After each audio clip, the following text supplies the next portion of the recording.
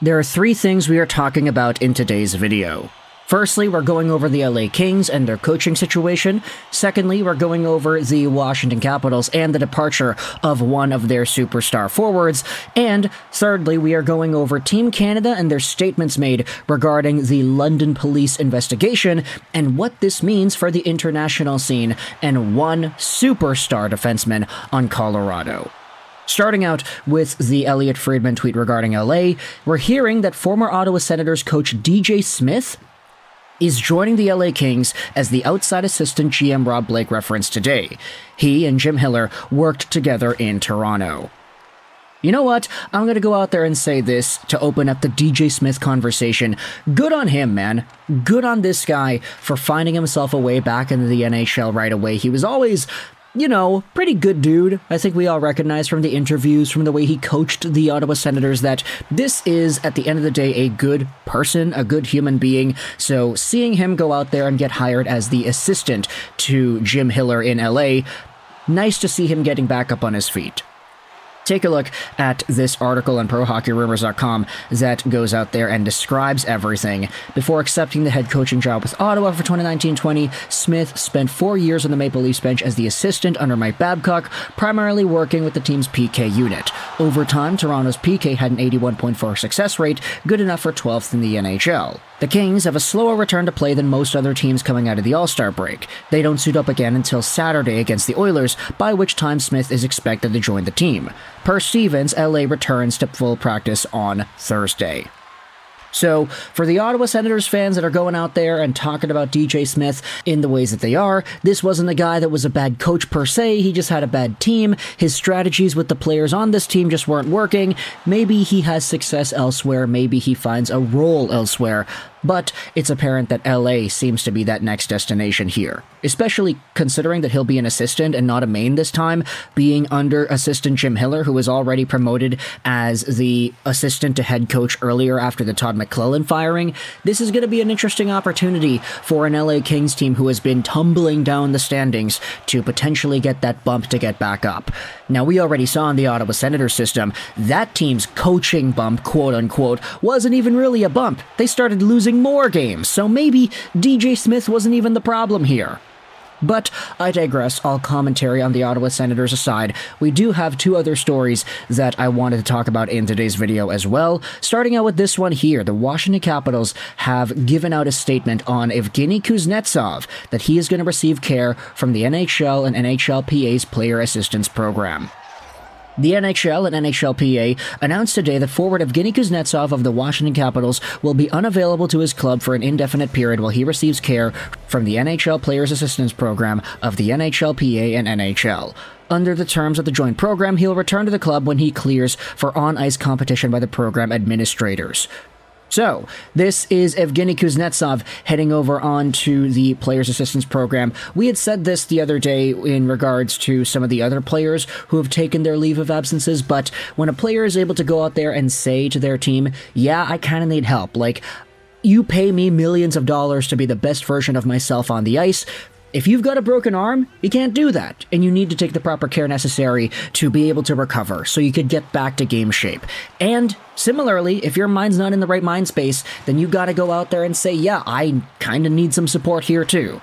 So for Evgeny Kuznetsov, a guy who has been honestly just kind of through the ringer the past few years. He's only 31 years old, and everybody kind of remembers that he was a former 80-point guy, consistent 70-point guy, point-per-game-ish caliber guy towards the end of the 2010s. Even last season, he had 55 points in 81 games played. This year, though, Kuznetsov only has 17 points in 43 games, on pace for about 31 in the year and a minus 20. Things certainly have not been looking good for Kuznetsov the past few years in terms of his production. And when you factor in some of the other things like the substance issues, etc., it becomes a lot easier to understand why Kuznetsov would be willing to take a step back and receive some care from the NHLPA's Players Assistance Program. So This, of course, is something we wish a speedy recovery to. Speedy but healthy, right? Not speedy enough that he ends up sacrificing his own progression in this respect, but we hope that everything goes okay for Evgeny Kuznetsov and that he's able to return back to his very stellar 40-50 point pace as a playmaker in the NHL. 6 goals and 11 assists, man. Like, this guy was a former 25-plus goal scorer. Take a look at just how things have gone on since then. It's been very unfortunate to see. Speaking of unfortunate things, though, we are heading over to the Hockey Canada conversation because there were a bunch of statements and a bunch of things revealed. Essentially, a lot of the stuff that we had talked about a few videos ago is still happening. We had the charges given out to the 5 NHL players, well, 4 NHL players and 1 former NHL player. We also had ourselves even more news in regards to the salary cap, too. This is what Darren Dreger went out there and said. The Flyers, Devils, and Flames have been informed they will receive cap relief for the players on leave charged in the 2018 World Junior Criminal Proceedings. So, for the teams themselves, it's not like they had any say as to what was going on, so them getting cap relief, okay, I guess that's the NHL going out there and doing what they're doing. But the interesting thing that I wanted to highlight in this video was given out in the Hockey Canada statements regarding the London police investigation. There's a lot of stuff over here, right? A lot of stuff that they're going out there and saying, but the interesting thing about this is this statement right here.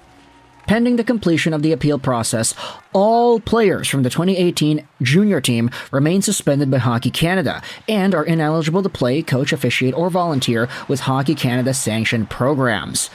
Now, this is saying that all players from the 2018 team are ineligible to participate in events in the future. All players includes Cale Makar.